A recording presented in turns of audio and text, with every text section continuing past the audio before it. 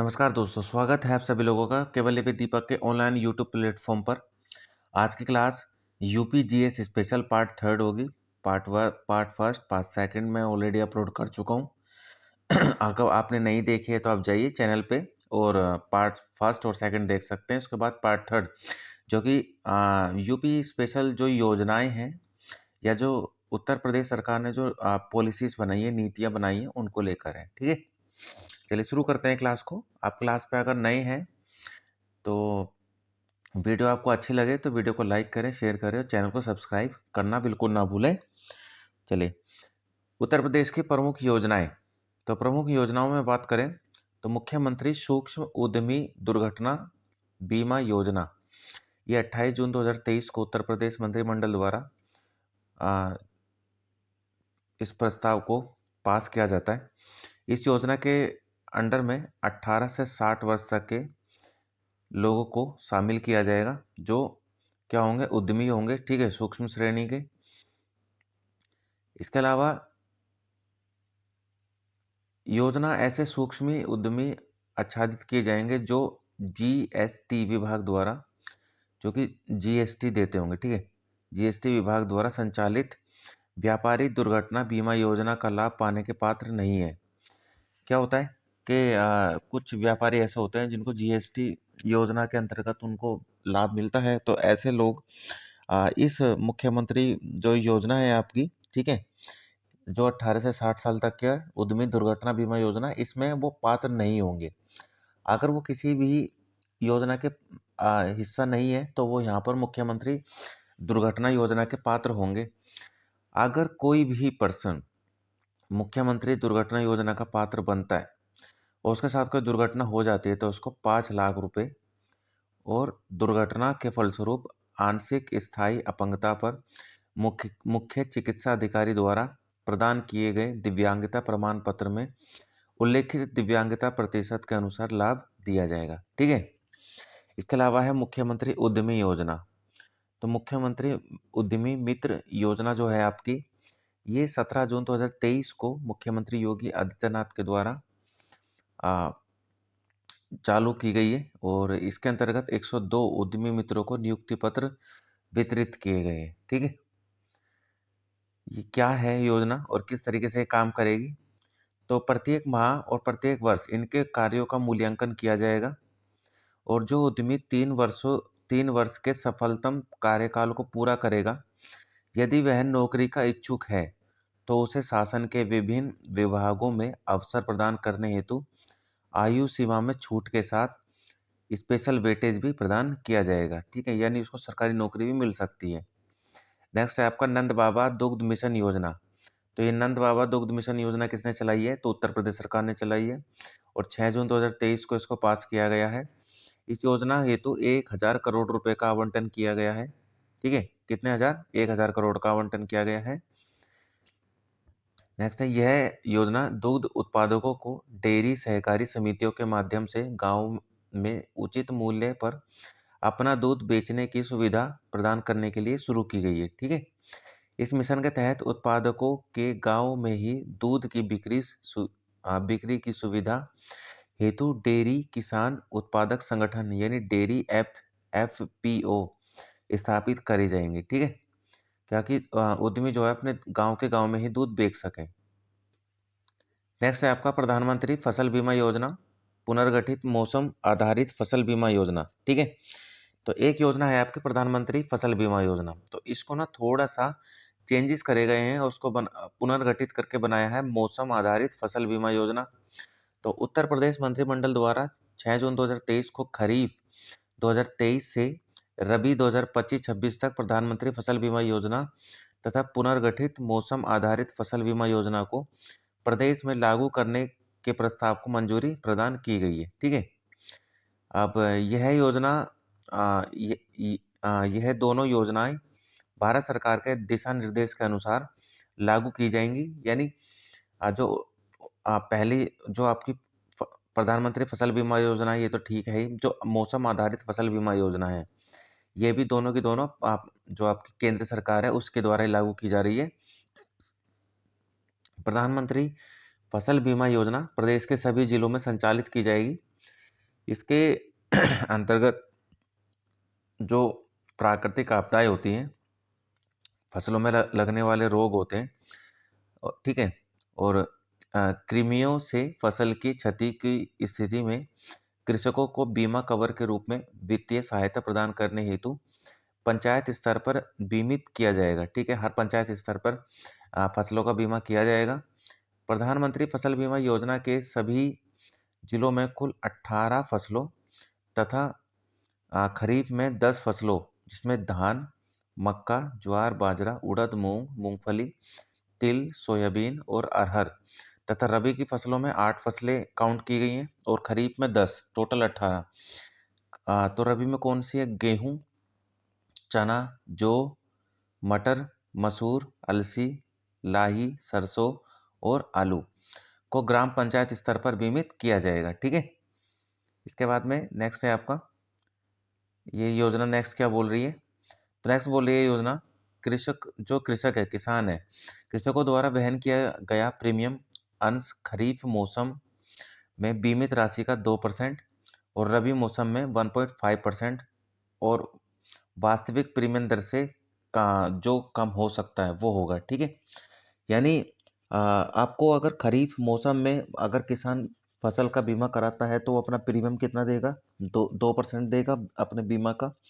अगर वो कराता है रबी में तो वो देगा 1.5%। ठीक है, वार्षिक नकदी फसलों औद्योगिक फसलों हेतु कृषक द्वारा वहन किए जाने वाला प्रीमियम कौन सा होगा? जो नकदी फसल है, नकदी फसलों में कृषक जो होता है किसान, वो कितना प्रीमियम देगा सरकार को? तो वो देगा 5%। ठीक है, कितना देगा? 5% देगा। इसके अलावा नेक्स्ट योजना है आपकी उत्तर प्रदेश मातृभूमि योजना। ठीक है, कौन सी है? उत्तर प्रदेश मातृभूमि योजना। 2 जून 2023 को मुख्यमंत्री योगी आदित्यनाथ ने उत्तर प्रदेश मातृभूमि योजना को शहरी क्षेत्रों में भी लागू किए जाने की घोषणा कर दी है। यह योजना अब तक ग्राम सभाओं में लागू थी तथा इसे अब शहरी क्षेत्र में भी लागू कर दिया गया है। ठीक है, इस योजना के लाभ हम देख लेते हैं। जैसे इस योजना के अंतर्गत लोगों को विकास कार्य परियोजना की 60% धनराशि उपलब्ध करानी होगी तथा जमीन व लागत की 40% धनराशि राज्य सरकार द्वारा उपलब्ध कराई जाएगी। यानी इसमें केंद्र और राज्य है, इसमें दोनों का नहीं है। इसमें जो लोग हैं, लोगों को विकास कार्य परियोजना का 60% राशि उपलब्ध करानी होगी और बाकी की 40% कौन कराएगा? इसमें कराएगी राज्य सरकार। ठीक है, तो उत्तर प्रदेश मातृभूमि योजना में पब्लिक और सरकार दोनों का समझौता है। नेक्स्ट है आपका मुख्यमंत्री शहरी विस्तारीकरण नई शहर प्रोत्साहन योजना। शहरी विस्तारीकरण योजना, इस योजना को 5 अप्रैल 2023 को पास किया गया। इस योजना की अवधि 5 साल तक होगी। 2022-23 में इसको लागू किया गया है। ठीक है, तो 2027 तक ये चलेगी। इसके बाद में बात करें आवेदन हेतु उत्तर प्रदेश आवास और विकास परिषद, विकास प्राधिकरण तथा विशेष क्षेत्र प्राधिकरण योजना के पात्र होंगे। ठीक है, यही बना सकते हैं। इसके अलावा सुनियोजित विकास की जाने वाली टाउनशिप का न्यूनतम क्षेत्रफल कितना होगा? अगर कोई टाउन बसाना है तो उसका न्यूनतम क्षेत्रफल 25 एकड़ का होगा। ठीक है, किंतु विशेष परिस्थितियों में राज्य सरकार के पूर्व अनुमोदन से इसे 1.5 एकड़ किया जा सकता है। ठीक है, 25 एकड़ से 1.5 एकड़ तक किया जा सकता है। इसके अलावा अटल बिहारी वाजपेयी पावर लूम बुनकर विद्युत फ्लैट रेट योजना, अटल बिहारी वाजपेयी पावर लूम बुनकर विद्युत फ्लैट रेट योजना, इस योजना को भी 5 अप्रैल 2023 को लागू किया गया। इस योजना के अंतर्गत 5 किलोवाट तक विद्युत कनेक्शन वाले पावरलूम बुनकरों को फ्लैट रेट के आधार पर बिजली उपलब्ध कराई जाएगी। ठीक है, जो किराए के आधार पर एक तरीके से, तो क्या एक तरीके से किराए की बिजली हम कह सकते हैं। योजना के तहत 5 किलोवाट तक के नगरीय विद्युत कनेक्शन धारक बुनकरों और ग्रामीण विद्युत कनेक्शन धारक बुनकरों को के 0.5 हॉर्स पावर से चलने वाले पावरलूम पर क्रम से 400 रुपये और 300 रुपये प्रति पावरलूम बिजली का बिल लिया जाएगा। ठीक है, इसके अलावा नेक्स्ट की बात कर ले और क्या करने वाली है योजना, जैसे 5 किलोवाट तक के नगरीय विद्युत कनेक्शन धारक बुनकरों और ग्रामीण विद्युत कनेक्शन धारक बुनकरों के 1 हॉर्स पावर से चलने वाले पावर लूम का क्रम से 800 रुपये और 600 रुपये प्रति पावर लूम बिजली बिल लिया जाएगा। अगर ये चीज़ें कहाँ चल रही है, आपके ग्रामीण कनेक्शन धारकों की बात हो रही है इसमें, ठीक है। इसके बाद में नेक्स्ट है आपका उत्तर प्रदेश सरकार की बुनकरों के लिए सब्सिडी योजना। तो उत्तर प्रदेश की सरकार जो है बुनकरों के लिए एक सब्सिडी योजना लेकर आई है, वो कौन सी है वो देखनी है हमें। जैसे 5 अप्रैल 2023 को इस योजना को भी लागू किया गया है और इस योजना में झलकारी बाई कोरी हथकरघा, ठीक है। इसके बाद में पावरलूम विकास योजना, झलकारी बाई कोरी हथकरघा और पावरलूम विकास योजना को मंजूरी दी गई है। इस योजना में इसी दिन मंत्रिमंडल द्वारा मुख्यमंत्री हैंडलूम और पावरलूम उद्योग विकास योजना को भी मंजूरी दी गई और दोनों योजनाओं की अवधि कितनी रहेगी, 5 साल की रहेगी, ठीक है। दोनों योजनाओं का लाभ जो है 2023-24 में बजट की उपलब्धता के आधार पर लाभार्थियों को दिया जाएगा। दोनों योजनाओं के अंतर्गत हथकरघा और पावरलूम की खरीद पर 80 से 60% अनुदान राज्य सरकार द्वारा किया जाएगा। नेक्स्ट है आपका निषाद राज बोट सब्सिडी योजना। इसको 29 मार्च 2023 को लागू किया गया है। इस योजना के संचालन की अवधि 5 वर्ष की होगी, 2022-23 से 2026-27 तक। योजना के अंतर्गत संचालन की पूर्ण अवधि में कुल 44.425 करोड़ रुपए का खर्चा आने वाला है। इस योजना के माध्यम से जो मछुआ समुदाय हैं, जो मछुआरे होते हैं, मछुआ समुदाय मत्स्य पालकों को बिना इंजन की नाव, जाल, लाइट जैकेट, ठीक है, लाइफ जैकेट, आइस बॉक्स आदि खरीदने हेतु आर्थिक सहायता के रूप में राज्य सरकार 40% का अनुदान जो है या सब्सिडी उपलब्ध कराएगी। योजना के अंतर्गत 3000 लाभार्थियों को 5 वर्षों में 15,000 लाभार्थियों को आच्छादित किए जाने का लक्ष्य है, ठीक है।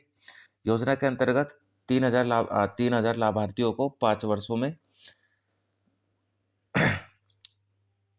और 15,000 लाभार्थियों को कंप्लीट पूरे 5 वर्षों में कराने की योजना है, ठीक है। यानी प्रति वर्ष 3000 और पूरे 5 साल में 5000 मछुआरों को इसमें काउंट किया जाएगा, एक तरीके से लक्षित किया जाएगा।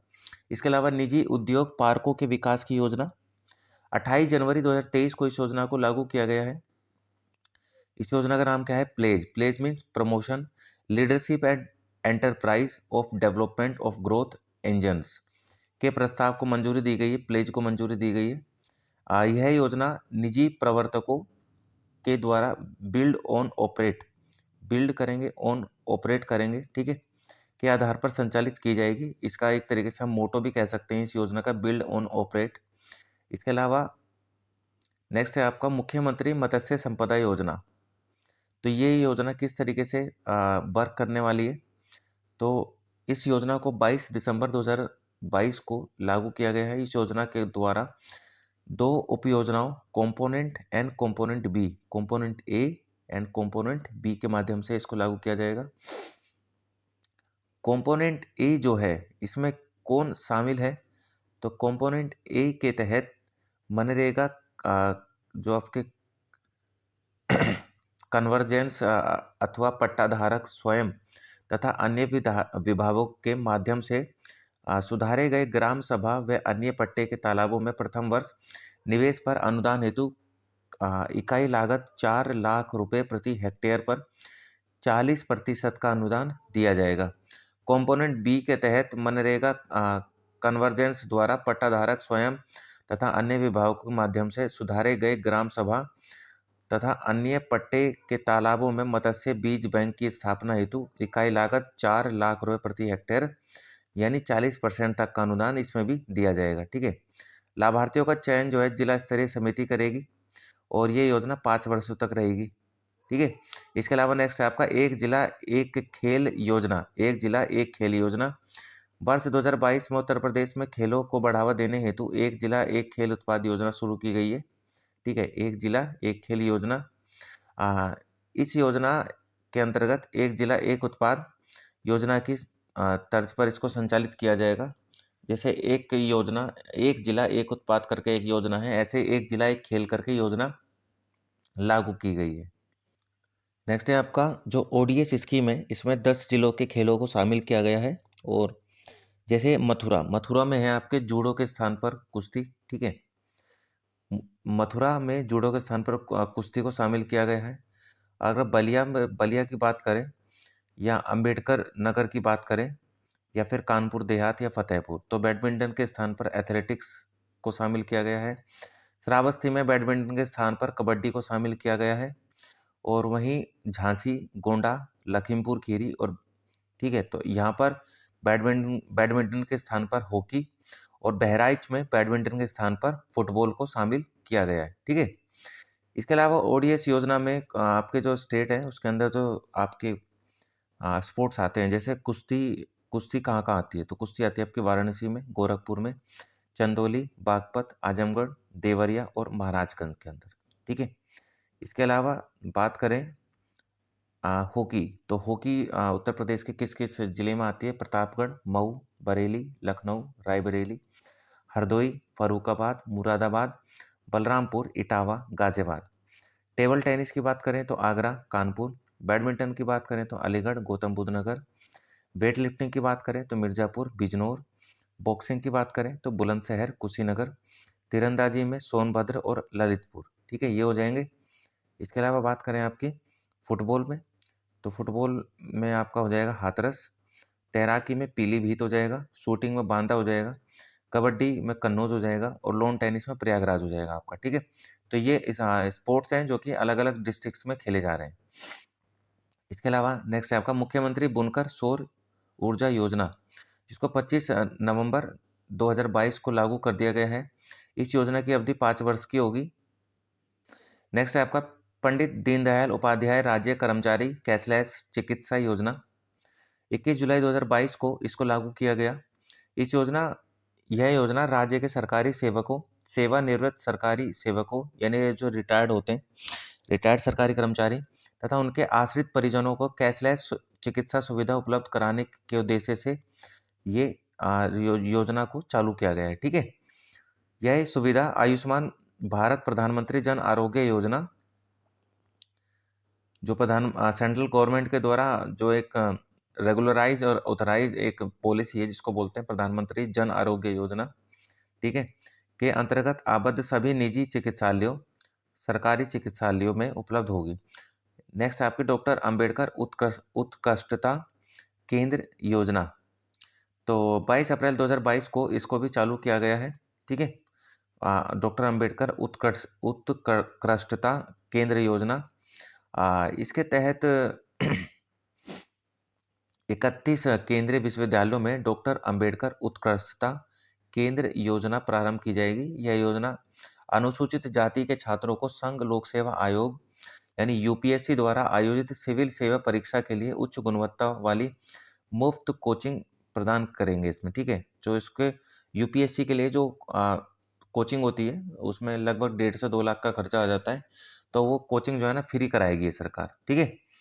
इसके अलावा नेक्स्ट है आपका क्या बोल रही है स्कीम के अंदर, और योजना के प्रत्येक कोचिंग केंद्र हेतु कुल 100 सीटें स्वीकृत की जाएंगी। कोचिंग के लिए स्वीकृत कुल सीटों में 33% सीटों पर अनुसूचित जाति की योग्य महिलाओं को प्राथमिकता दी जाएगी। प्रत्येक विश्वविद्यालय को 100 छात्रों हेतु प्रति वर्ष लगभग प्रति छात्र 75,000 रुपये की एक राशि दी जाएगी। इसके अलावा इस प्रकार की योजना का संचालन करने हेतु प्रत्येक विश्वविद्यालय को कुल 75 लाख रुपए प्रदान किए जाएंगे। मुख्यमंत्री अभ्युदय योजना, ठीक है, तो 15 फरवरी 2021 को उत्तर प्रदेश के मुख्यमंत्री योगी आदित्यनाथ ने प्रदेश के युवाओं को उत्कर्ष का मार्ग प्रशस्त करने की राज्य सरकार की एक अभिनव योजना मुख्यमंत्री अभ्युदय योजना को शुरू किया गया है।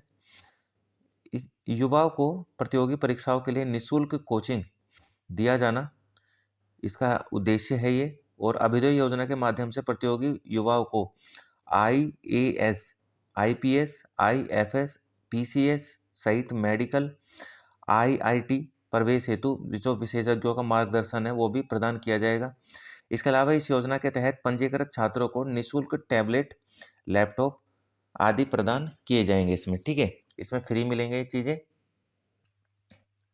नेक्स्ट है आपका मुख्यमंत्री सक्षम सुपोषण योजना। उत्तर प्रदेश बजट 2021-22 में महिलाओं और बच्चों में कुपोषण की समस्या से निपटने हेतु मुख्यमंत्री सक्षम सुपोषण योजना की घोषणा की गई है। इस योजना के अंतर्गत ड्राई राशन के साथ साथ आंगनवाड़ी केंद्रों पर पंजीकृत 6 माह से 5 वर्ष तक के चिन्हित कुपोषित बच्चों और एनीमिया ग्रस्त जो कि 11 से 14 साल तक के बच्चे हैं जो कि स्कूल ना जाने पर किशोर किशोरी बालिकाओं को अतिरिक्त पोषण प्रदान किया जाएगा। ठीक है। इसके अलावा नेक्स्ट है आपका मुख्यमंत्री कृषक दुर्घटना योजना। मुख्यमंत्री कृषक दुर्घटना योजना। मुख्यमंत्री कृषक दुर्घटना बीमा योजना का लाभ सिर्फ खातेदार किसान और सह खातेदार को ही प्राप्त होगा। नई योजना के अंतर्गत किसान और उसकी पत्नी, पुत्र पुत्री, पौत्र पौत्री के साथ बटाईदार भी पात्र होंगे। इस योजना के अंतर्गत 18 से 70 वर्ष तक की आयु के किसान पात्र होंगे। इस योजना को 14 सितंबर 2019 से लागू कर दिया गया है। ठीक है। इस योजना की और बातें जाने तो यह योजना 100% राज्य सरकार द्वारा वित्त पोषित की जाएगी और जिला अधिकारियों के माध्यम से इसको संचालित किया जाएगा। योजना के अंतर्गत कृषक की दुर्घटनावश मृत्यु, दिव्यांग होने की दशा में उसके विधिक वारिसों स्वयं कृषकों को सामाजिक सुरक्षा के लिए अधिकतम 5 लाख रुपए तक की राशि दी जाएगी। बाबा साहेब अंबेडकर रोजगार प्रोत्साहन योजना 11 नवंबर 2019 को उत्तर प्रदेश सरकार के द्वारा ग्राम विकास विभाग द्वारा संचालित अंबेडकर विशेष रोजगार योजना का नाम परिवर्तित कर बाबा साहेब अंबेडकर रोजगार प्रोत्साहन योजना रख दिया गया है। ठीक है। इसका उद्देश्य क्या है इस योजना का? तो ग्रामीण क्षेत्रों में नव युवकों को उद्यमिता और उन्मुख करना है और स्थानीय संसाधनों को विकसित कर सतत रोजगार उपलब्ध कराना है। ठीक है। और ग्रामीण आबादी का शहरी क्षेत्रों की ओर पलायन को रोकना है। यह योजना सभी जाति, वर्ग, धर्म के लिए इक्वली होगी। इस योजना के अंतर्गत संशोधित व्यवस्था के तहत अनुसूचित जाति, जनजाति, दिव्यांग को प्रति इकाई लागत का 35% अनुदान अथवा अधिकतम 70,000 रुपये जो भी कम हो, या सामान्य जाति को 25% या अधिकतम 50,000 रुपये का अनुदान दिया जाएगा। ठीक है। इसके अलावा संशोधित व्यवस्था के अंतर्गत उन्हीं लाभार्थियों को ऋण प्राप्त हो सकेगा जिसके परिवार की समस्त स्रोतों से वार्षिक आय 2 लाख रुपए से अधिक न हो। लाभार्थियों के चयन की न्यूनतम आयु 18 वर्ष तथा अधिकतम आयु 65 वर्ष निर्धारित की गई है। नेक्स्ट है आपका मुख्यमंत्री सक्षम सुपोषण योजना। उत्तर प्रदेश बजट 2021-22 में महिलाओं और बच्चों में कुपोषण की समस्या से निपटने हेतु मुख्यमंत्री सक्षम सुपोषण योजना की घोषणा की गई है, उसको चालू किया गया है। ठीक है। इसके बाद है इस योजना के अंतर्गत ड्राई राशन के साथ साथ आंगनवाड़ी केंद्रों पर पंजीकृत 6 माह से 5 वर्ष तक के चिन्हित कुपोषित बच्चों और एनीमिया ग्रस्त 11 से 14 वर्ष की स्कूल न जाने वाली किशोरी बालिकाओं को अतिरिक्त पोषण दिया जाएगा। ठीक है। तो इसमें 6 से आपके जो 14 वर्ष के बच्चे हैं, ठीक है, और स्टार्टिंग में 6 से 5 वर्ष तक माह के कुपोषित बच्चे और 11 से 14 वर्ष तक की लड़कियों को इसमें शामिल किया जाएगा। ठीक है। इसके बाद में नेक्स्ट है आपका मुख्यमंत्री कृषक दुर्घटना योजना। किसान दुर्घटना योजना मुख्यमंत्री कृषक दुर्घटना बीमा योजना का लाभ सिर्फ खातेदार किसान सह खातेदार को ही प्राप्त होगा। नई योजना किसान और उसकी पत्नी, पुत्र पुत्री, पौत्र पौत्री और बटाईदार ही शामिल होंगे। ठीक है। इस योजना के अंतर्गत 18 से 70 वर्ष तक की आयु के किसान पात्र होंगे। यह योजना 14 सितंबर 2019 से लागू हो गई है और इस योजना में शामिल होने के लिए उम्र कितनी चाहिए? 18 से ज़्यादा, 70 से कम। इसके बाद में नेक्स्ट है आपका यह योजना 100% राज्य सरकार द्वारा वित्त पोषित की जा रही है। ठीक है। और जिला अधिकारियों के माध्यम से ये संचालित की जाएगी। कृषक की दुर्घटनावश मृत्यु, दिव्यांग होने की दशा में उसके विधिक वारिसों स्वयं कृषक को सामाजिक सुरक्षा के लिए अधिकतम 5 लाख रुपए की धनराशि भी दी जाएगी अगर उसके साथ कोई भी दुर्घटना घट जाती है। इसके बाद में बाबा साहिब अम्बेडकर रोजगार प्रोत्साहन योजना, 11 नवंबर 2019 को इस योजना को चालू किया गया। इसका उद्देश्य क्या है? ग्रामीण क्षेत्रों में नवयुवकों को उद्यमिता की ओर उन्मुख करना तथा स्थानीय संसाधनों को विकसित कर सतत रोजगार उपलब्ध कराना। ठीक है। ग्रामीण आबादी का शहरी क्षेत्रों की ओर पलायन को रोकना, ये भी इसका मूल लक्ष्य होगा। यह योजना सभी जाति, वर्ग और धर्म के लोगों के लिए है। ठीक है, इसमें किसी एक को मतलब टारगेट नहीं किया जा रहा है।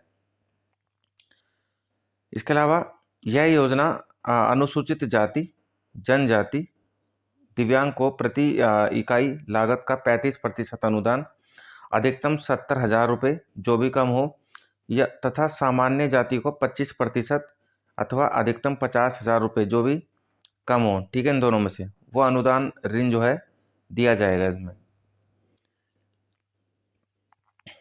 इसके बाद संशोधित व्यवस्था के अंतर्गत उन्हीं लाभार्थियों को ऋण प्राप्त होगा जिनके परिवार के समस्त स्रोतों से वार्षिक आय 2 लाख रुपए से अधिक न हो, वो भी वार्षिक।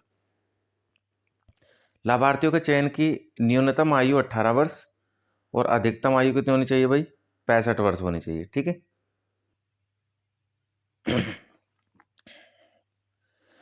उत्तर प्रदेश की कुछ योजनाएं हैं, जैसे सबल योजना। सबल योजना 22 जिलों में पायलट प्रोजेक्ट के रूप में इसको चालू किया गया है और इसमें 11 से 18 वर्ष की जो किशोरियां स्कूल जाती हैं, जो लड़के स्कूल जाती हैं, उनके स्वास्थ्य, शिक्षा और कौशल संबंधी सुधारों के लिए सबल योजना में शामिल किया गया है। ठीक है। जनेश्वर मिश्र ग्राम योजना, ये 13 अगस्त 2012 को प्रारंभ की गई। रानी लक्ष्मीबाई पेंशन योजना, ये 9 जुलाई को लागू की गई है। इसमें 300 रुपये प्रति माह पेंशन दी जाएगी और बीपीएल कार्ड धारकों को। इसके बाद नेक्स्ट है आपका राम मनोहर लोहिया समग्र विकास योजना, ये 17 मई 2012 से लागू हुई है। ठीक है। लोहिया ग्रामीण आवास योजना, ये 24 मार्च 2013 को लागू हुई। हौसला पोषण योजना की शुरुआत 15 जुलाई 2016 को लागू की गई। राष्ट्रीय स्वास्थ्य बीमा योजना, गरीबी रेखा से नीचे जीवन यापन करने वाले परिवारों के लिए इस योजना का शुभारंभ केंद्र सरकार द्वारा 1 अक्टूबर 2007 को चालू किया गया था। ठीक है। इसके बाद में समाजवादी एम्बुलेंस सेवा योजना, ये 14 सितंबर 2012 को इसको लागू किया गया। नया सवेरा विकास योजना नया सवेरा विकास योजना 18 अगस्त 2012 से आरंभ। इस योजना के तहत ब्याज रहित ऋण प्रदान किया जाता है। अब इस योजना का नाम पंडित दीनदयाल उपाध्याय नगर विकास योजना कर दिया गया है। शिक्षा का अधिकार कानून 2009 उत्तर प्रदेश में 27 जुलाई 2011 से पूर्णतः लागू हो चुका है। Right to education, Uttar Pradesh में शिक्षा मित्र योजना की शुरुआत कल्याण सिंह के मुख्यमंत्री कार्यकाल में 2000 से 2001 के बीच में की गई थी। ठीक है, शिक्षा मित्र योजना। इसके बाद में नेक्स्ट है आपका कस्तूरबा गांधी बालिका विद्यालय योजना का शुभारंभ अगस्त 2004 में किया गया। अनुसूचित जाति, जनजाति की बालिकाओं को बीमा कवच दिया जाएगा इसमें। ठीक है।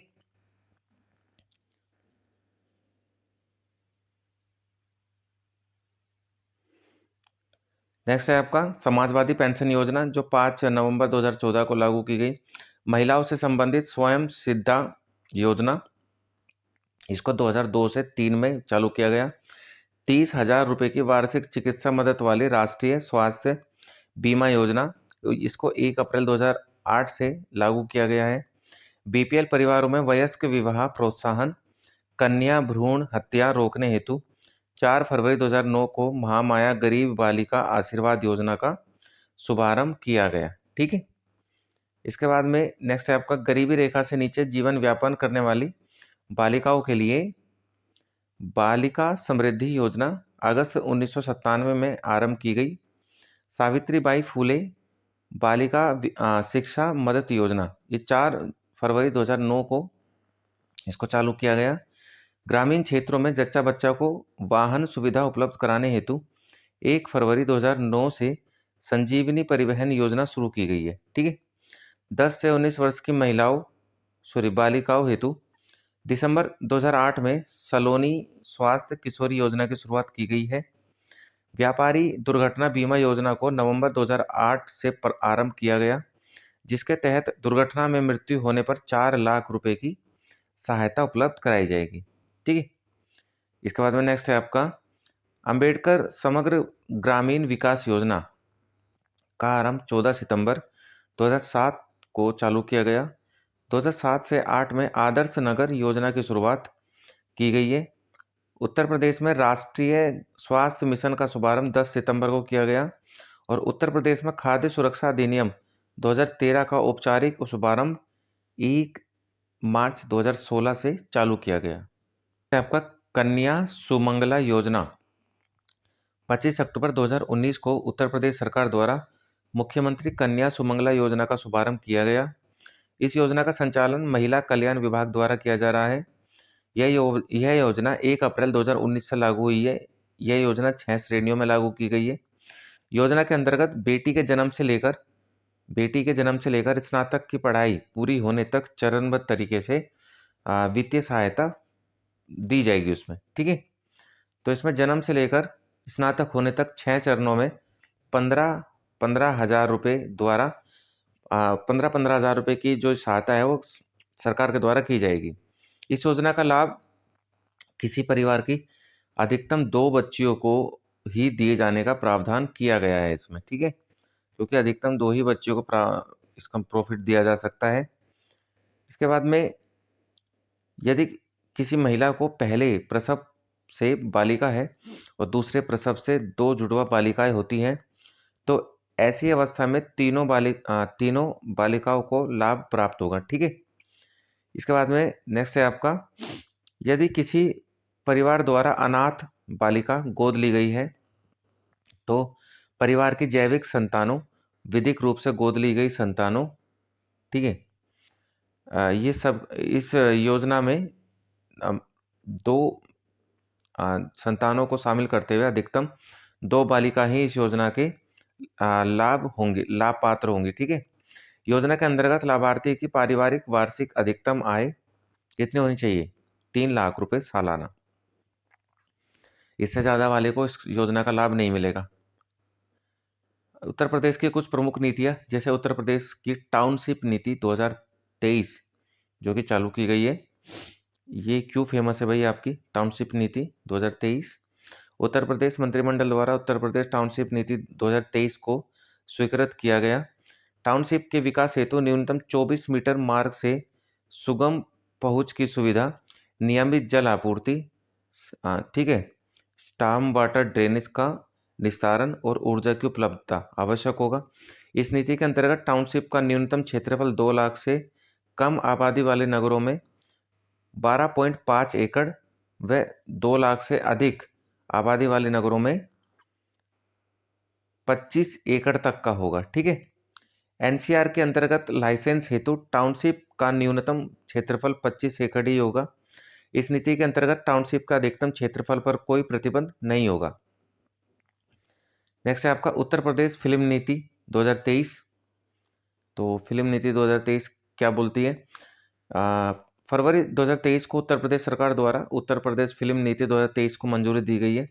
इस नीति का उद्देश्य प्रदेश में नए शूटिंग स्थलों का सुनियोजित विकास तथा फिल्म सिटी की स्थापना करते हुए राज्य को फिल्म निर्माण के लिए महत्वपूर्ण केंद्र के रूप में विकसित करना है। इस नीति के तहत उत्तर प्रदेश फिल्म बंधु का गठन किया गया। उत्तर प्रदेश फिल्म विकास परिषद की स्थापना भी की गई है।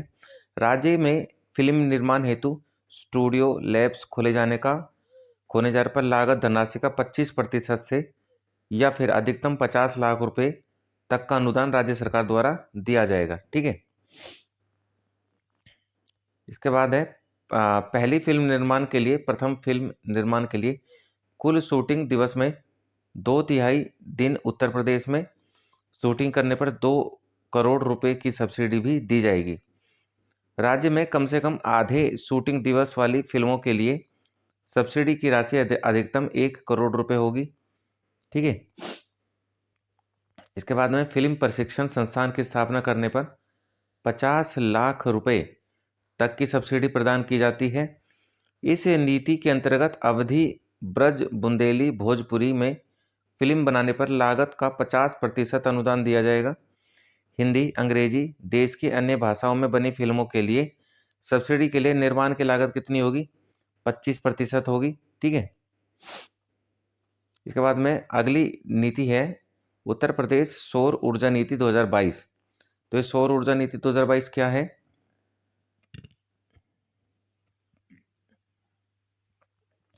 इस नीति के तहत उत्तर प्रदेश में आगामी 5 वर्षों में सौर परियोजनाओं से 22,000 मेगावाट विद्युत उत्पादन करने का लक्ष्य रखा गया है। ठीक है।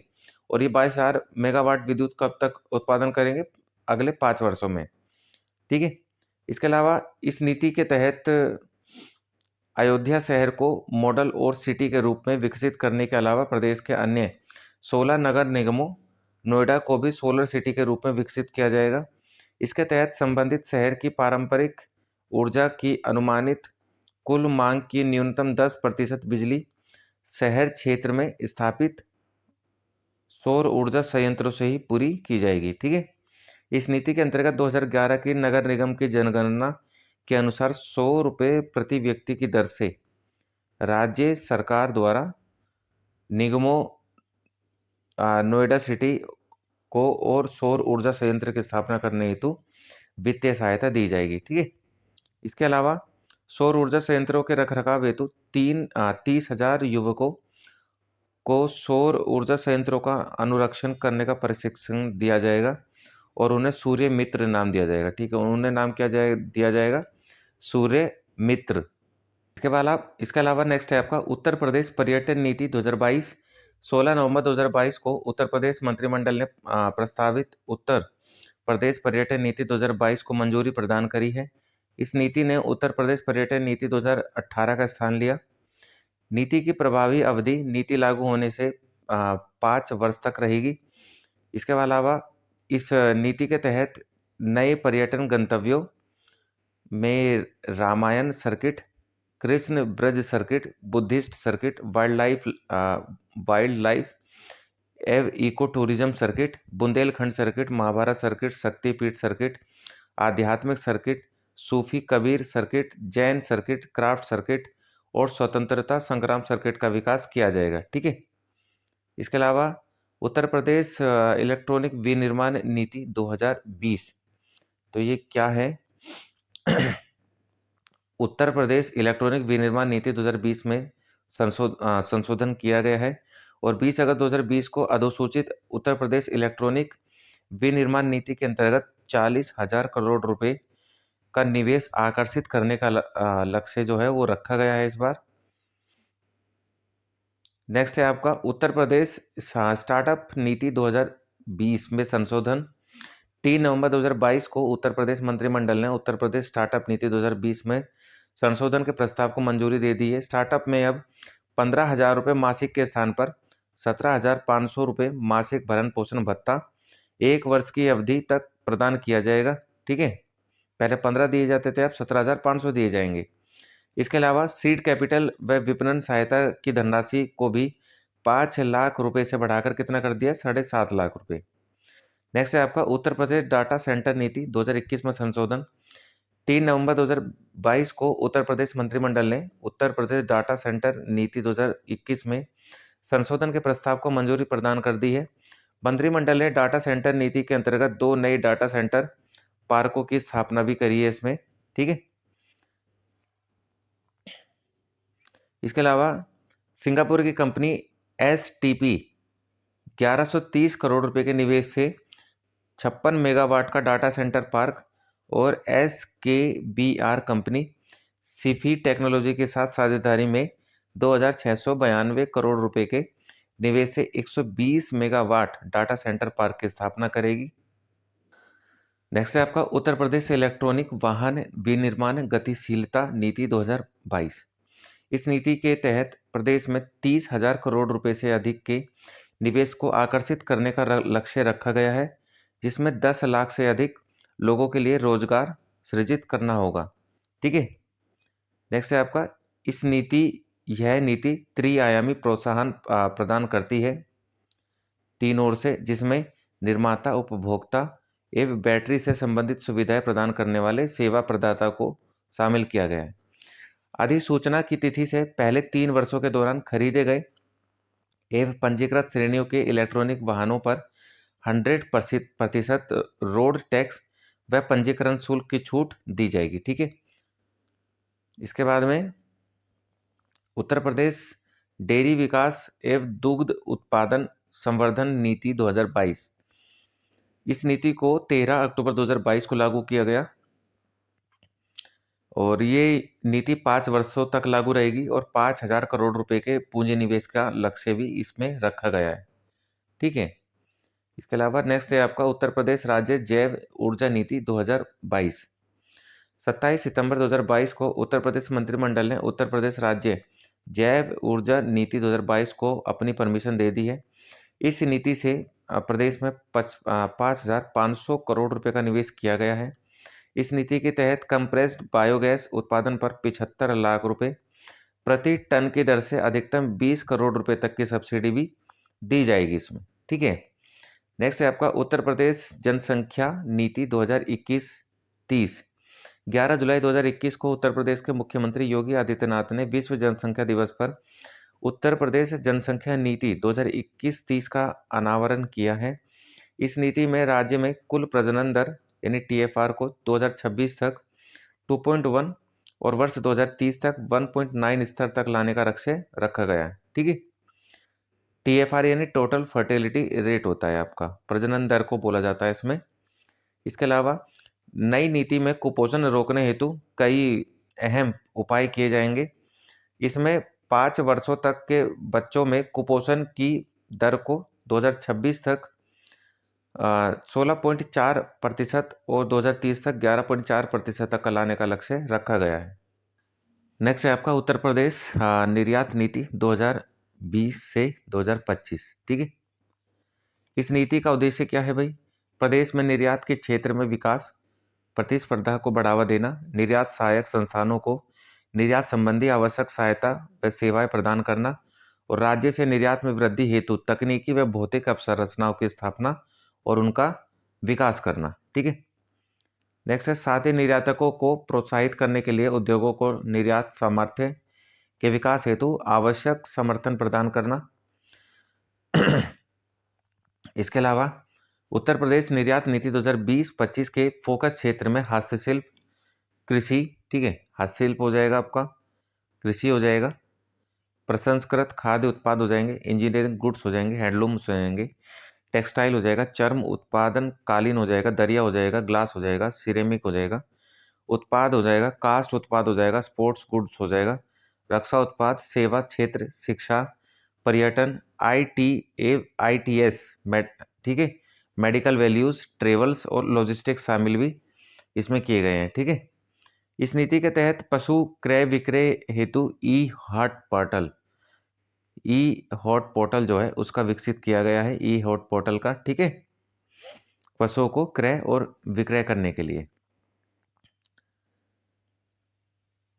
बात करें उत्तर प्रदेश की कुछ जनसंख्या और उससे कुछ रिलेटेड तथ्य आपके। उत्तर प्रदेश की जनसंख्या 2011 की जनगणना के अनुसार 19,98,12,341 है। भौगोलिक क्षेत्रफल की बात करें तो 1 वर्ग किलोमीटर में 2,40,928 लोग रहते हैं। जनसंख्या के घनत्व की बात करें तो 829 लोग रहते हैं। ठीक है। इसके अलावा जनसंख्या में दशकीय वृद्धि कितनी हुई है? 20.2% की हुई है, जो कि पूरे भारत से भी ज़्यादा है। नगरीय जनसंख्या का कुल जनसंख्या में प्रतिशत कितना है? 22% है। ठीक है। उत्तर प्रदेश के अंदर SC की जनसंख्या कितनी है कुल जनसंख्या में? 20%। लिंगानुपात 2011 के अनुसार 1,000 पुरुषों के ऊपर महिलाएं कितनी है? 912। साक्षरता प्रतिशत 2011 के अनुसार कुल साक्षरता दर कितनी है? 67.7। साक्षरता प्रतिशत 2011 में पुरुष पुरुष कितने पढ़े लिखे हैं? 77.3%। और साक्षरता में महिलाएं कितनी है? 57.2%। दोनों में डिफरेंस कितना है? पूरे 20% का। इसके अलावा शुद्ध बोए गए क्षेत्रफल का कुल प्रतिवेदित क्षेत्रफल से प्रतिशत कितना है? 68.42। और फसल सघनता 2018-19 के अनुसार कितना है? 162.41%। ठीक है, आइए जान लेते हैं उत्तर प्रदेश और उसमें शामिल जिले। और जिलों में भी आपके जैसे पश्चिम के जिले हैं, सेंटर के जिले हैं जिसको हम अवध वाले जिले भी कह देते हैं, बुंदेलखंड और पूर्वी वाला जो जिला है। ठीक है, तो पश्चिम जिले में कितने जिले आते हैं? टोटल 30 जिले आते हैं पश्चिम के अंदर। और इन 30 जिलों में सहारनपुर, मुजफ्फरनगर, बिजनौर, रामपुर, बदायूं, मथुरा, एटा, बरेली, पीलीभीत, शाहजहांपुर, फिरोजाबाद, आगरा, मैनपुरी, बागपत, मेरठ, अमरोहा, मुरादाबाद, गौतम बुद्ध नगर, गाजियाबाद, बुलंदशहर, हाथरस, अलीगढ़, कन्नौज, फरुखाबाद, औरैया, इटावा, कासगंज, हापुड़, संभल और शामली। केंद्रीय संभाग यानी अवध वाले रीजन की बात करें, इसमें 10 जिले आते हैं आपके, जिसमें लखीमपुर खीरी, हरदोई, सीतापुर, बाराबंकी, लखनऊ, उन्नाव, रायबरेली, कानपुर देहात और कानपुर नगर और फतेहपुर। ठीक है, और बुंदेलखंड वाला रीजन जो है आपका, उसके अंदर महोबा, हमीरपुर, चित्रकूट, बांदा, जालौन, झांसी और ललितपुर ये आ जाएंगे आपका। और पूर्वी संभाग की बात करूँ, ईस्टर्न साइड की बात कर दूँ, तो 28 जिले उसके अंदर आते हैं। इन 28 जिलों में अंबेडकर नगर, फैजाबाद, सिद्धार्थनगर, बस्ती, महाराजगंज, गोरखपुर, कुशीनगर, देवरिया, मऊ, आजमगढ़, बलिया, भदोही, वाराणसी, जौनपुर, सोनभद्र, मिर्जापुर, कौशाम्बी, प्रयागराज, बलरामपुर, गोंडा, चंदौली, श्रावस्ती, बहराइच, संत कबीर नगर, सुल्तानपुर, गाजीपुर, प्रतापगढ़ और अमेठी। ठीक है, तो ये है आपके पूर्वी संभाग के जिले। 2011-12 मूल्यों पर राज्य आय। ठीक है, तो ग्रोस स्टेट डोमेस्टिक प्रोडक्ट जो है आपका जीएसडीपी 2021-22 के त्वरित अनुमानों के अनुसार 2011-12 में कीमतों पर प्रदेश का सकल राज्य उत्पाद, ठीक है, कितना हो गया है आपका? ये हो गया है आपका 11,81,361 करोड़ रुपए अनुमानित है। जबकि 2020-21 के अनुमानित अनुमानों के अनुसार सकल राज्य उत्पाद कितना था? 10,77,534 करोड़ रुपए का आकलन किया गया था इसमें। इसके अलावा इस वर्ष 2021-22 में सकल घरेलू राज्य उत्पाद की वृद्धि कितनी हुई है? 2011-12 से 9.6% की वृद्धि हुई है। ठीक है, वर्ष 2021-22 में स्थिर कीमतों पर 2011-12 में जो आपका जीएसवीए है आपका, ठीक है, ग्रोस स्टेट आपका वैल्यू एडिड जो है आपका, उसमें क्षेत्रवार की बात करें तो जो आपका प्राथमिक क्षेत्र है उसने उसका योगदान राज्य की जीडीपी में कितना है? उत्तर प्रदेश की 25%। सेकेंडरी जो है वो 26% दे रहा है। और जो आपका टर्सरी यानी तृतीयक क्षेत्र है वो आपका 48% तक का योगदान दे रहा है। ठीक है, तो यानी सबसे ज़्यादा योगदान किसका है? टर्सरी सेक्टर यानी तृतीयक क्षेत्र का है, और प्राथमिक क्षेत्र कृषि का 25% है। इसके बाद प्रचलित चालू मूल्यों पर राज्य आय यानी जीएसडीपी वर्ष 2021-22 के अनुमानों के अनुसार कितनी है आपकी? 19,16,913 करोड़ रुपए। ठीक है, और वर्ष 2020-21 में सर्वाधिक सकल जिला घरेलू उत्पाद वाले 5 जिले, जिसमें सबसे ज़्यादा सर्वाधिक सकल उत्पाद हुआ है यानी इनकम अच्छी है उनकी, तो उसमें गौतम बुद्ध नगर पहले नंबर पर है, आगरा दूसरे नंबर पर, लखनऊ तीसरे नंबर पर, प्रयागराज चौथे नंबर पर और मेरठ जो आपका ये 5वें नंबर पर हो जाएगा। ठीक है, इसके अलावा नेक्स्ट है आपका वर्ष 2021-22 के आंकड़ों के अनुसार उत्तर प्रदेश के सर्वाधिक सकल जिला घरेलू उत्पादों में गौतम बुद्ध नगर पहले नंबर पर, लखनऊ दूसरे पर, आगरा तीसरे पर, प्रयागराज चौथे पर और मेरठ 5वें पर। ठीक है, इसके अलावा वर्ष 2020-21 में न्यूनतम सकल घरेलू उत्पाद वाले राज्य, और वो भी 5। 75 नंबर पर श्रावस्ती है, फिर चित्रकूट है, फिर संत कबीरनगर है, फिर औरैया है, फिर महोबा है आपका। ठीक है। वर्ष 2020-21 में सर्वाधिक प्रति व्यक्ति आय वाला जिला और 5 जिले कौन-कौन से हैं आपके? तो 5 जिलों में जो सर्वाधिक आय वाले जिले हैं आपके, उसमें गौतमबुद्ध नगर, मेरठ, एटा, आगरा और लखनऊ, ये सर्वाधिक आय वाले जिले हैं। इसके अलावा नेक्स्ट है आपका 2020-21 में न्यूनतम प्रति व्यक्ति जिला घरेलू उत्पाद वाले 5 जिले, बहराइच, वो भी न्यूनतम प्रति व्यक्ति वाले। ठीक है। बहराइच, संत कबीरनगर, बलरामपुर, जौनपुर और बलिया, ये हो जाएंगे आप। नेक्स्ट है आपका उत्तर प्रदेश कामगार और श्रमिक सेवा योजना एवं रोजगार आयोग। 16 जून 2020 को उत्तर प्रदेश सरकार ने उत्तर प्रदेश कामगार और श्रमिक आयोग के गठन का निर्णय लिया है। ठीक है। और यह आयोग कर्मकारों, श्रमिकों की सामाजिक और आर्थिक सुरक्षा तथा उनके सर्वांगीण विकास के उद्देश्यों हेतु इनको गठित किया गया है, इस कमीशन को। यह आयोग एक उच्च स्तरीय संस्था होगी जिसका उद्देश्य सरकारी, गैर सरकारी क्षेत्र में अधिकाधिक सेवा योजन व रोजगार के अवसर जो हैं वो उपलब्ध कराने होंगे। मुख्यमंत्री अथवा उनके द्वारा नामित कैबिनेट मंत्री आयोग के अध्यक्ष भी होंगे। ठीक है। तो आयोग का अध्यक्ष कौन होगा? मुख्यमंत्री या मुख्यमंत्री के द्वारा नियुक्त कोई भी कैबिनेट मिनिस्टर। इसके अलावा कृषि मंत्री, ग्राम्य विकास मंत्री, पंचायती राज मंत्री, कृषि उत्पादन आयुक्त, अपर मुख्य सचिव, प्रमुख सचिव, श्रम और सेवायोजन आयोग के सदस्य होंगे। आयोग के अध्यक्ष द्वारा नामित विशेष आमंत्रित सदस्य भी होंगे। आयोग में गैर सरकारी सदस्यों में से महत्वपूर्ण औद्योगिक संगठनों के 3 व श्रमिक संगठनों का 1 प्रतिनिधि मुख्यमंत्री द्वारा नॉमिनेट किया जा सकता है और जिसका कार्यकाल कितना होगा? 2 वर्ष का होगा। इसके बाद देख लेते हैं उत्तर प्रदेश के अंदर जो पंचवर्षीय योजनाएं चालू हुई थी, जो कि 2012 में खत्म हो गई हैं। उसके बाद में 2012 में, 2015 में, और 2015 से आपका क्या चला हुआ है? नीति आयोग।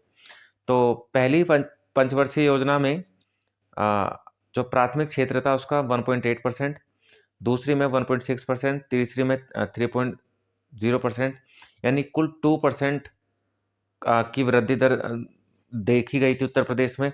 दूसरी पंचवर्षीय योजना में 1.9% की वृद्धि दर देखी गई थी।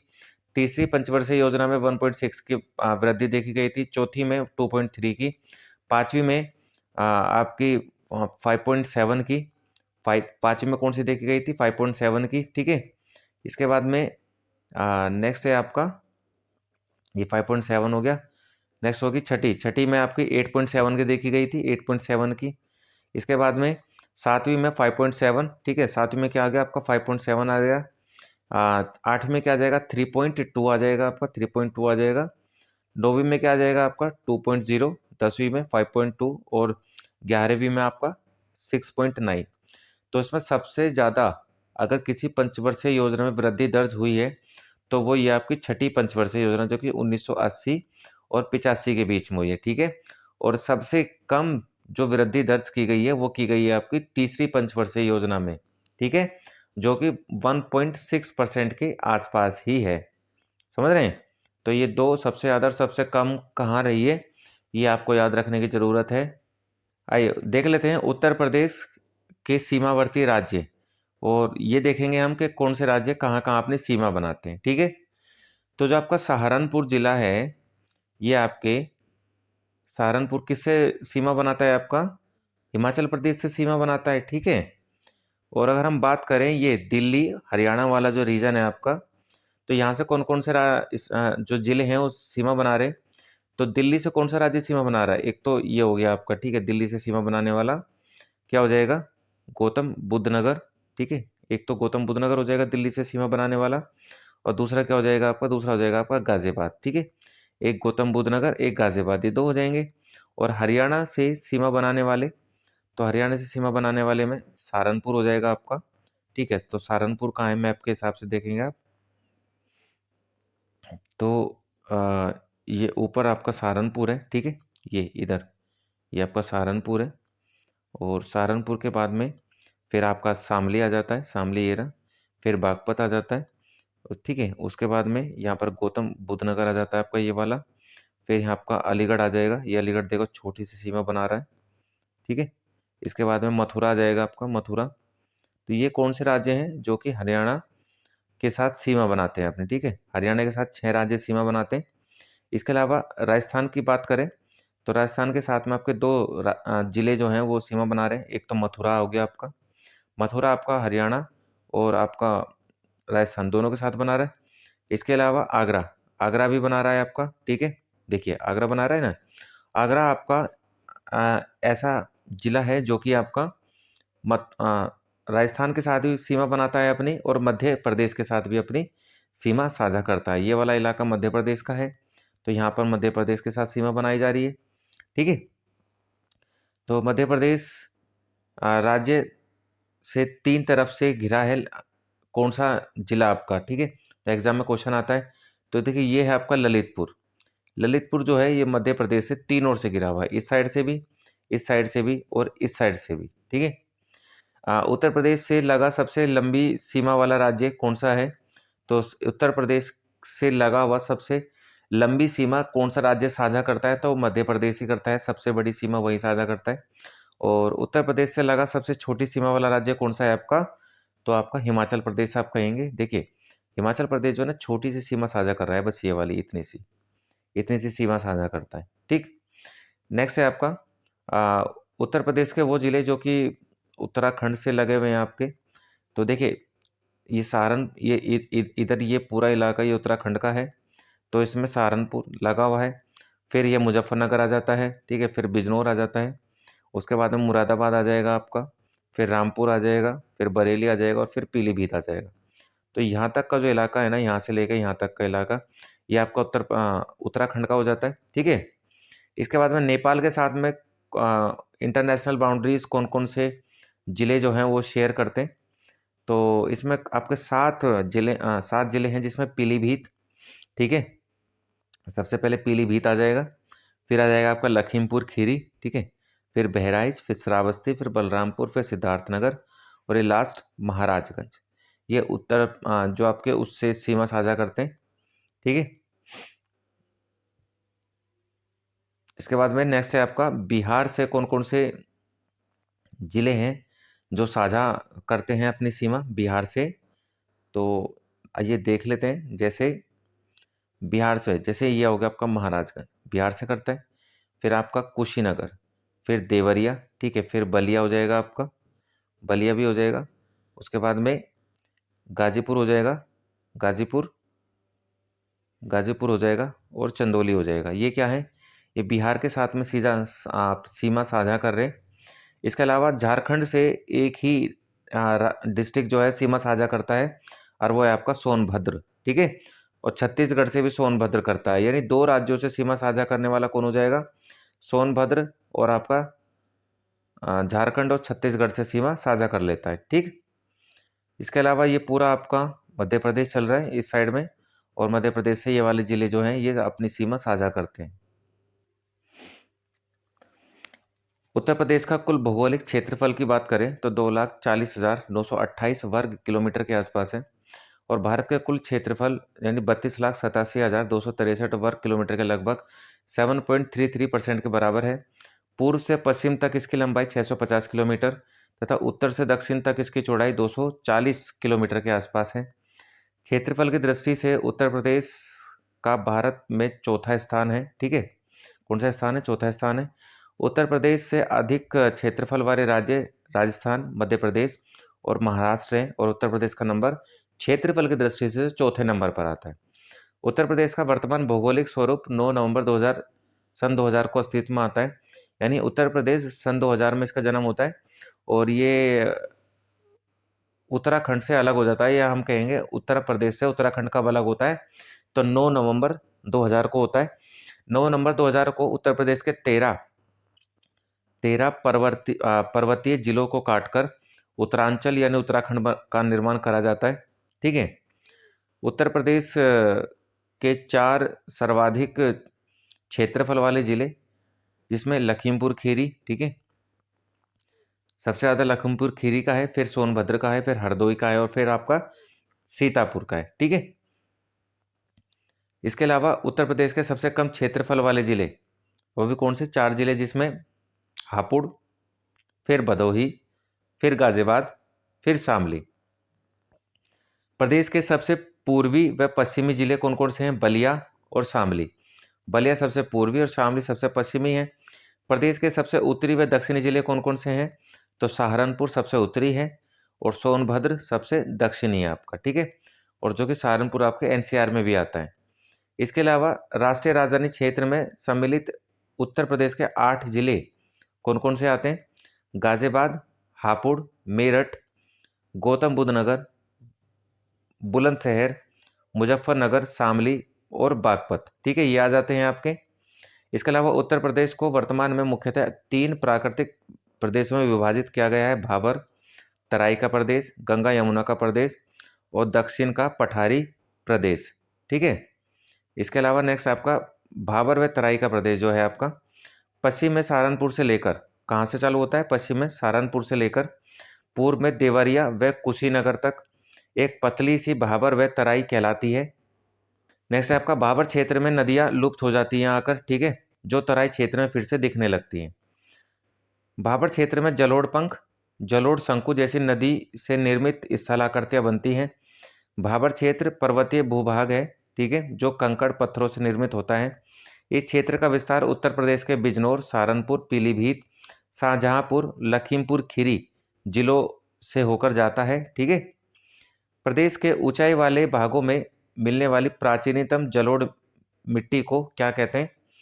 तो जो जलोढ़ वाले इलाकों में जो मिट्टी मिलती है उसको बोलते हैं राढ़। क्या बोलते हैं? राढ़ मिट्टी बोलते हैं। भाबर क्षेत्र और दक्षिण पूर्वी क्षेत्र को छोड़कर पूरा प्रदेश नदियों द्वारा बाढ़ के दौरान लाई गई कांप यानी जलोढ़ मृदा से बना हुआ है आपका। गंगा यमुना मध्य मैदानी प्रदेश का विस्तार उत्तर प्रदेश के सहारनपुर, बिजनौर, मेरठ, मुजफ्फरनगर, बुलंदशहर, अलीगढ़, हाथरस, मथुरा, आगरा, मैनपुरी, एटा, बदायूं, मुरादाबाद तथा बरेली जिलों से मिलके बना हुआ, ठीक है। गंगा यमुना का जो मध्य मैदानी मार्ग है आपका जो इलाका है। आप मुझे कमेंट बॉक्स में बता सकते हैं इन जितने भी डिस्ट्रिक्ट का मैंने नाम लिया है इसमें आप कहाँ रहते हैं। गंगा के पूर्वी मैदान का विस्तार उत्तर प्रदेश के वाराणसी, जौनपुर, गाजीपुर, आजमगढ़, बलिया, मिर्जापुर, सोनभद्र, भदोही में देखा जाता है, ठीक है। गंगा का पूर्वी मैदान, तो कमेंट बॉक्स में बताइए गंगा के पूर्वी मैदान जिले से कौन कौन से लोग हैं जो कि मेरे साथ यूट्यूब चैनल से जुड़े हुए हैं। नेक्स्ट आपका गंगा यमुना के मैदान का निर्माण जो है वो कांप मिट्टी से या कांप जलोढ़ मिट्टी से हुआ है, ठीक है। इसके बाद में नेक्स्ट है आपका बुंदेलखंड का निर्माण उत्तर प्रदेश के दक्षिणी उच्च प्रदेश में विंध्य काल की प्राचीनतम नीस चट्टानों द्वारा। तो बुंदेलखंड जो है वो किस चट्टानों से बना हुआ है? नीस चट्टानों से बना हुआ है। बुंदेलखंड के पश्चिमी भाग में काली मृदा यानी रेगूर काली मिट्टी पाई जाती है, रेगूर मिट्टी पाई जाती है, जो मालवा पठार का ही विस्तार है। कैमूर श्रृंखला बुंदेलखंड से लगी हुई है, जिसकी रचना विंध्यन पर्वत जो श्रेणी है उससे हुई है, ठीक है। इसके अलावा बुंदेलखंड में चलास, बुंदेलखंड में क्या है? चलास नामक एक बहुतायत करके घास पाई जाती है। तो चलास क्या है? एक घास का रूप है जो कि उत्तर प्रदेश के बुंदेलखंड वाले इलाके में पाई जाती है। बघेलखंड क्षेत्र में शंकुआकार टीले बहुत मात्रा में पाए जाते हैं। बघेलखंड क्षेत्र की प्रमुख नदी कौन सी है? सोन नदी है, जो कि गंगा की सहायक नदी भी है। बघेलखंड के उत्तर व दक्षिण में क्रमशः सोनपुर, रामगढ़ की पहाड़ियां स्थित है, ठीक है। रामगढ़ की पहाड़ियां जो कि गब्बर वाला है, रामगढ़ के लोगों। दक्षिण पठारी प्रदेश की औसत ऊंचाई 3000 मीटर है। दक्षिण पठारी प्रदेश का ढाल दक्षिण से उत्तर की ओर कितना है? ठीक है, दक्षिण पठारी प्रदेश का ढाल दक्षिण से उत्तर की ओर है इसका, ठीक है। दक्षिण पठारी प्रदेश की प्रमुख नदियां चंबल, बेतवा, केन और टोंस है आपकी। नेक्स्ट है आपका उत्तर प्रदेश को मुख्यतः 2 जलवायु प्रदेशों में विभाजित किया जाता है: आर्द्र और उष्ण जलवायु। साधारण आर्द्र और उष्ण प्रदेश। आर्द्र व उष्ण प्रदेश को तराई क्षेत्र 120 से 180 सेंटीमीटर वार्षिक वर्षा प्राप्त होती है और पूर्वी उत्तर प्रदेश को 100 से 120 सेंटीमीटर तक वार्षिक वर्षा प्राप्त हो जाती है इसमें, ठीक है। इसके अलावा साधारण आर्द्र व उष्ण प्रदेश के जो भाग हैं वो मैदानी क्षेत्र आते हैं, जहाँ औसतन वर्षा आपकी सालाना 80 से 100 सेंटीमीटर के बीच होती है बुंदेलखंड के पठारी और पहाड़ी क्षेत्रों में वर्षा की मात्रा कम पाई जाती है। इसका कारण यह है कि पूर्व से पश्चिम की ओर उत्तर से दक्षिण जाने पर आर्द्रता की मात्रा क्या होती है, घटती चली जाती है। ठीक है। और जो कोपेनहेगन, जिन्होंने जलवायु जो आपका जलवायु का सिद्धांत जिन्होंने दिया है, तो कोपेन के अनुसार उत्तर प्रदेश में जलवायु का शुष्क शीत वाला मानसूनी प्रकार CWG प्रकार का मिलता है। ठीक है। इसके अलावा जो आपके थर्नवेट के अनुसार उत्तर प्रदेश में CBW अर्थात समशीतोष्ण उपाद्र जलवायु का विस्तार मिलता है। उत्तर प्रदेश में मुख्यतः 3 ऋतुएं मिलती हैं, शीत ऋतु, ग्रीष्म ऋतु और वर्षा ऋतु। ठीक है। शीत, ग्रीष्म और वर्षा ऋतु 3 ऋतुएं मिलती हैं। अगर शीत ऋतु की बात करें तो उत्तर प्रदेश में शीत ऋतु अक्टूबर से फरवरी तक है। शीत ऋतु में सर्वाधिक ठंडा महीना जनवरी का होता है और शीत ऋतु में उत्तर प्रदेश का तापमान उत्तर से दक्षिण की ओर क्या होता है, बढ़ता चला जाता है। ठीक है। उत्तर में इतना नहीं होगा जितना दक्षिण में तापमान बढ़ जाएगा। इसके अलावा नेक्स्ट है आपका उत्तर प्रदेश के दक्षिणी पठारी भाग में शीत ऋतु का औसत अधिकतम तापमान कितना है, 28 डिग्री और न्यूनतम 13 डिग्री। उत्तर प्रदेश के पश्चिमी मैदान व पर्वतीय भागों का औसत न्यूनतम तापमान 10 डिग्री सेल्सियस के आसपास रहता है। नेक्स्ट है आपका ग्रीष्म ऋतु। तो उत्तर प्रदेश में ग्रीष्म ऋतु मुख्यतः मध्य मार्च से मध्य जून तक रहती है। प्रदेश के मध्य मई और जून माह में सबसे अधिक तापमान रिकॉर्ड दर्ज किया जाता है। उत्तर प्रदेश में ग्रीष्म ऋतु का औसत अधिकतम तापमान 36 से 39 डिग्री सेल्सियस तथा न्यूनतम तापमान कितना रहता है, 21 से 23 डिग्री सेल्सियस के आसपास रहता है। ग्रीष्म ऋतु में कुछ स्थानों पर 47 डिग्री तक भी टेम्परेचर चला जाता है और ग्रेटर नोएडा के अंदर भी इतना टेम्परेचर पहुंच जाता है ग्रीष्म ऋतु में। ठीक है। इसके अलावा बुंदेलखंड क्षेत्र में सर्वाधिक औसत तापमान पाया जाता है। इसका कारण इसकी कर्क रेखा से अधिक निकट अवस्थिति होने के कारण इसका ये कारण है। उत्तर प्रदेश के झांसी, आगरा जिलों में अधिक गर्मी पाई जाती है। उत्तर प्रदेश के जो बरेली वाला जिला है आपका, उसमें सबसे कम गर्मी पड़ती है और सबसे ज़्यादा गर्मी आपकी झांसी और आगरा जिले में पड़ती है। ग्रीष्म ऋतु में उत्तर प्रदेश में पश्चिमी हवाएं तीव्र गति से चलती हैं। इन शुष्क व गर्म हवा को क्या बोलते हैं, लू बोलते हैं। ठीक है। तो उत्तर प्रदेश में क्या होती है, लू चलती है। और वर्षा ऋतु की अगर बात करें उत्तर प्रदेश के अंदर, तो वर्षा ऋतु में उत्तर प्रदेश में जो वर्षा ऋतु है उसकी शुरुआत कब से होती है, तो ये होती है आपकी जून के अंतिम सप्ताह से शुरू हो जाती है। ठीक है, आखिरी सप्ताह से, और लगभग अक्टूबर तक रहती है। उत्तर प्रदेश में सर्वाधिक वर्षा जुलाई और अगस्त के महीने में होती है। बंगाल की खाड़ी से उठने वाला मानसून बिहार के मैदानी भाग से होता हुआ यूपी में प्रवेश करता है। इसे क्या कहते हैं, पूर्वा। वर्षा ऋतु का औसत अधिकतम तापमान 32 से 34 डिग्री सेल्सियस और औसत न्यूनतम तापमान कितना रहता है, 25 डिग्री सेल्सियस रहता है।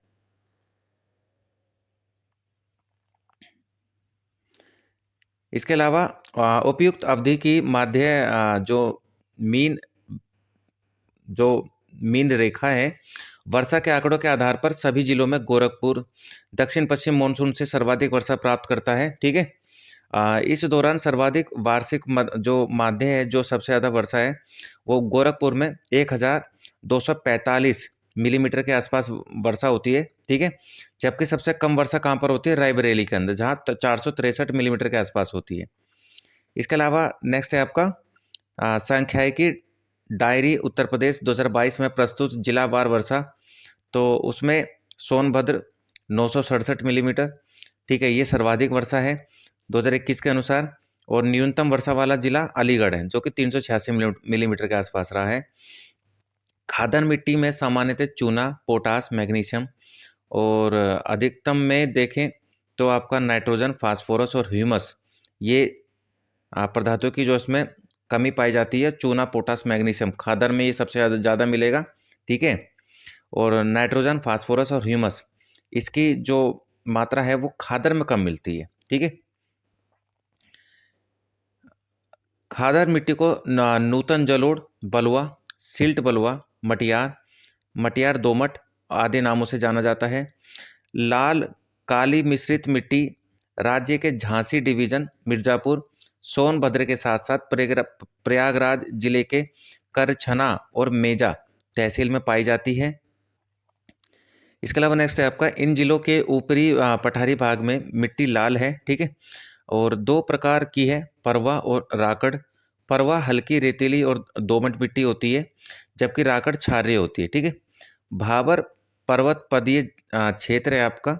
जो पर्वत पद का मतलब जो पर्वतों का पैर होते हैं, जहाँ से पर्वत शुरू हो रहे हैं नीचे से। यहाँ की मिट्टी मोटी बलुओं और कंकड़ वाली मिलती है, क्योंकि ऊपर से कंकड़ पत्थर टूट कर नीचे गिरते रहते हैं और पत्थरों से निर्मित बहुत छिछली है। इस क्षेत्र में नदियाँ लुप्त हो जाती हैं आकर, ठीक है। नदियाँ क्या होती हैं, लुप्त हो जाती हैं आकर इसमें। भाबर के समानांतर निचले भाग में तराई क्षेत्र विस्तारित है, ठीक है। और तराई क्षेत्र की जो मृदा है वो बहुत उपजाऊ होती है और नम होती है और दलदली और समतल जैसे आकार की होती है, ठीक है। इस मृदा में गन्ना, धान की अच्छी पैदावार होती है। उत्तर प्रदेश के गंगा यमुना दोआब गंगा रामगंगा दोआब क्षेत्रों में जलोढ़ और कांप मिट्टी देखने को मिलती है आपकी। उत्तर प्रदेश में जलोढ़ दोमट मिट्टी सर्वाधिक क्षेत्रों में फैली हुई है आपकी, ठीक है, जलोढ़ और दोमट मिट्टी। इसके अलावा नेक्स्ट की बात करूं तो उत्तर प्रदेश में दोमट बलुई मिट्टी को क्षेत्रीय भाषा में सिक्टा, करियाल और धनका भी कहते हैं। इस क्षेत्र में बांगर मिट्टी जैसे ऊंचे मैदानी भागों में पाई जाती है, जहां बाढ़ के समय नदियों का जल वहां पर पहुंच नहीं पाता है, ठीक है, बांगर क्षेत्रों में, क्योंकि बांगर क्षेत्र ऊपर होते हैं, थोड़े से उठे हुए होते हैं, वहां पर बाढ़ का पानी नहीं पहुंच पाता। इसके अलावा बुंदेलखंडीय मृदा, तो बुंदेलखंडीय मिट्टी कैसी है, उत्तर प्रदेश के दक्षिणी पठार को मिट्टियों को बुंदेलखंडीय मिट्टी कहते हैं। इस क्षेत्र में भोटा, माड़, कावड़, पड़वा, राकड़ आदि मिट्टियाँ पाई जाती हैं नामों की। इस क्षेत्र में काली मिट्टी को करेल, कपास अथवा रेगुर आदि नामों से जाना जाता है, ठीक है, करेल, कपास और रेगुर। इसके अलावा प्रदेश में जालौन, झांसी, ललितपुर, हमीरपुर जिलों में काली मिट्टी का विस्तार देखने को मिलता है, जिसमें चना, गेहूं, अरहर, तिलहन ये टाइप की फसलें उगाई जाती हैं। इसके अलावा उत्तर प्रदेश के उत्तर पूर्व में स्थित कुशीनगर जिले की मिट्टी को स्थानीय भाषा में क्या कहते हैं, भाट। इस मिट्टी में मोटे अनाज वाली फसलें उगाई जाती हैं, ठीक है। इस मिट्टी में कौन सी फसलें उगाई जाती हैं, मोटे अनाज वाली फसलें उगाई जाती हैं। और टर्सरी मिट्टी उत्तर प्रदेश में शिवालिक पहाड़ी क्षेत्रों में पाई जाती है। यह मिट्टी चाय की खेती के लिए बहुत ज़्यादा उपयुक्त है। उत्तर प्रदेश के उत्तर पश्चिम भाग में मिट्टी में फास्फेट खनिज की कमी पाई जाती है। उत्तर प्रदेश के जौनपुर, आजमगढ़, मऊ जनपदों की मृदा में पोटास की कमी पाई जाती है, ठीक है। भारत का बंजर भूमि एटलस 2019 में उत्तर प्रदेश की स्थिति क्या है, तो उत्तर प्रदेश में बंजर भूमि 2008-9 के आंकड़ों के अनुसार 9,619 वर्ग किलोमीटर, यानी देश का लगभग 3.99% भौगोलिक क्षेत्र से कम होकर 2015-16 में कितना रह गया, 8,537 वर्ग किलोमीटर रह गया, जो कि देश का कुल भौगोलिक क्षेत्र का 3.5% है, ठीक है। इसके अलावा उपयुक्त अवधि में राज्य में बंजर भूमि, ठीक है, राज्य में बंजर भूमि 1,082 वर्ग किलोमीटर की कमी आई है। इसके अलावा उत्तर प्रदेश में 988.36 वर्ग किलोमीटर बंजर भूमि को कृषि भूमि में परिवर्तित कर दिया गया है, जबकि 89 वर्ग किलोमीटर बंजर भूमि को जल निकाय वाला जो सिस्टम है उससे जोड़ा गया है, ठीक है। हरदोई जिले में 79 वर्ग किलोमीटर तथा कानपुर देहात में 72 वर्ग किलोमीटर बंजर भूमि पाई जाती है। बलिया जिले में 32 वर्ग किलोमीटर तथा महाराजगंज में 1.83 वर्ग किलोमीटर बंजर भूमि पाई जाती है, ठीक है। इसके अलावा अगर हम बात करें नेक्स्ट की, तो इसमें जो आपका झांसी जिला है, इसमें सर्वाधिक बंजर भूमि पाई जाती है। तो उत्तर प्रदेश में सर्वाधिक बंजर भूमि किस डिस्ट्रिक्ट में पाई जाती है, तो झांसी में पाई जाती है। इसके पश्चात कहाँ पाई जाती है, आगरा के अंदर पाई जाती है, ठीक है। सबसे पहले झांसी में पाई जाएगी, फिर कहाँ पाई जाएगी, आगरा के अंदर। इसके बाद में प्रदेश में लगभग 2,129.61 वर्ग किलोमीटर क्षेत्र लवणता क्षारीयता से प्रभावित है। लवणता क्षारीयता से प्रभावित मिट्टियाँ जो होती हैं उसमें मुख्यतः रायबरेली, औरैया, आजमगढ़, ठीक है। क्या क्या हो जाएंगे, रायबरेली, औरैया, आजमगढ़, एटा, फतेहपुर, हरदोई, जौनपुर, इसके बाद में कन्नौज, कानपुर देहात, ठीक है, कन्नौज हो जाएगा, कानपुर देहात हो जाएगा आपका, फिर लखनऊ हो जाएगा, मैनपुरी हो जाएगा और उन्नाव हो जाएगा, ठीक है। इसके अलावा नेक्स्ट है आपका सर्वाधिक लवणीय क्षारीय मृदा कहाँ पर पाई जाती है? तो सबसे ज़्यादा लवणीय और क्षारीय मिट्टी जो है वो आपके रायबरेली जिले में पाई जाती है। तो दोस्तों ये था आपका पार्ट 3। कैसी लगी आपकी वीडियो मुझे कमेंट बॉक्स में बता सकते हैं। पार्ट 1 और 2 मैं पहले ही अपलोड करा चुका हूँ चैनल पे। तो उत्तर प्रदेश जीएस कोई स्पेशल को लेके ये आपकी सीरीज चल रही है, और ये जो सीरीज है ना आपकी, जो घटना चक्र उत्तर प्रदेश स्पेशल करके आती है, मैं उसी बुक को इस पर पढ़ा रहा हूँ। तो आप वीडियो को एंजॉय कीजिए, वीडियो अच्छी लगी तो वीडियो को लाइक कीजिए, चैनल को सब्सक्राइब कीजिए और वीडियो को शेयर करना बिल्कुल ना भूलें। धन्यवाद।